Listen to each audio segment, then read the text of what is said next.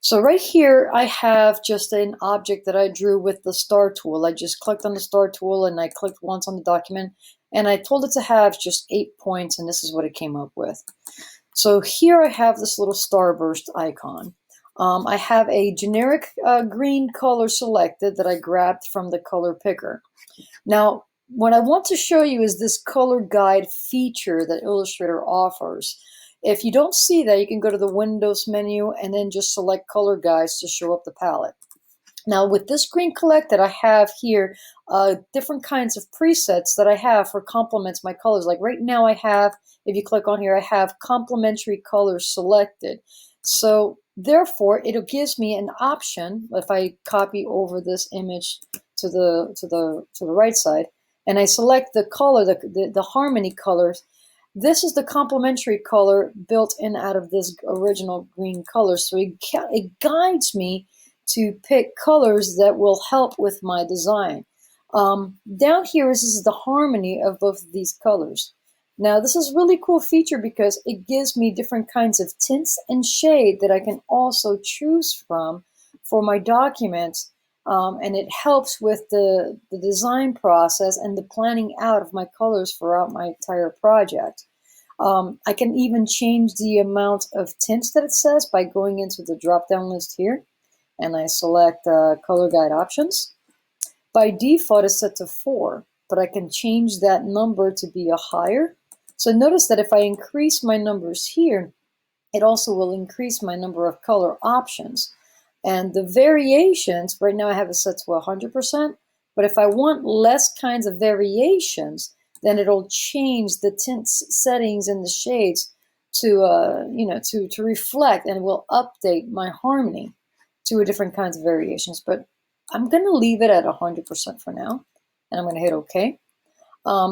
If I select this one, it gives me the same complementaries because I grabbed it from the same, but also I can change the harmonies. Let's say that instead of my complementary colors, I want some kind of like a monochromatic version of that green, and I have the tint options for that selection.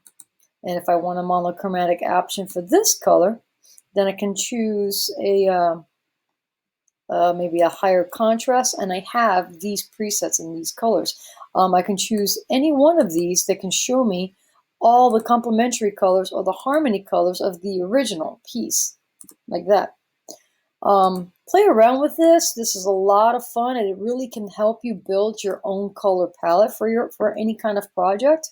And also check this out. If I go into the Swatches palette here and I pick any one of these colors, it will automatically update with that specific kind of harmony.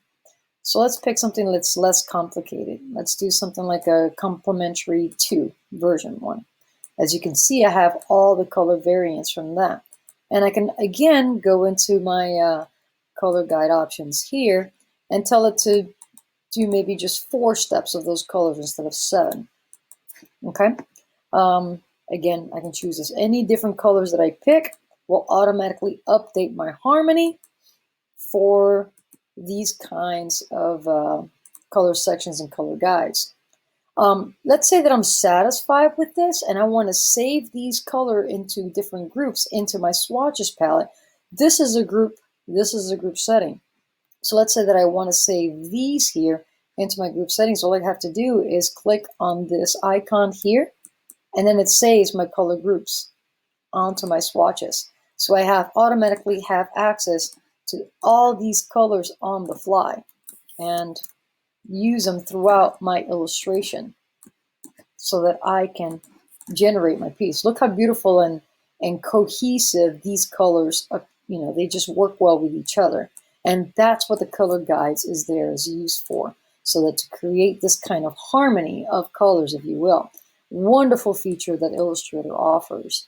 You can also, let's see what I can do here. You can click on this icon here that I can edit and apply a specific color.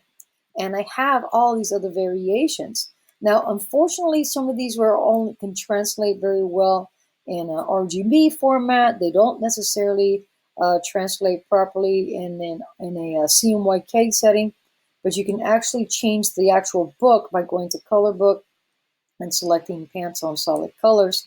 And then it'll apply a Pantone kind of colors that will complement these actual color settings that you pick, and you can hit OK to apply. And notice that now you have them set to a harmony rules of a Pantone type of colors, not necessarily that will actually translate better in a print environment and print better in CMYK format. Okay, I hope that helps.